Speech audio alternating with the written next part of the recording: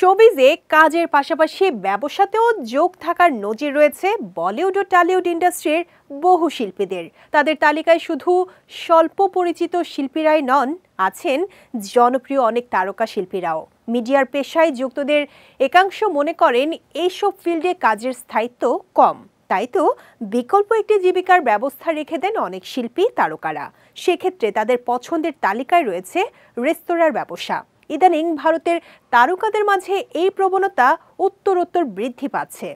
যেমন বলিউডের মিঠুন চক্রবর্তী, অক্ষয় কুমার সহ জনপ্রিয় সব তারকাদের নিজস্ব রেস্তোরাঁ রয়েছে। পিছিয়ে নেই টলিউড, অভিনেতা দেবেরও রেস্তোরাঁ রয়েছে। এখনকার সময়ের জনপ্রিয় অভিনেতা সৌরভ দাস, সব্যসাচী চৌধুরীর রেস্তোরাঁও রয়েছে।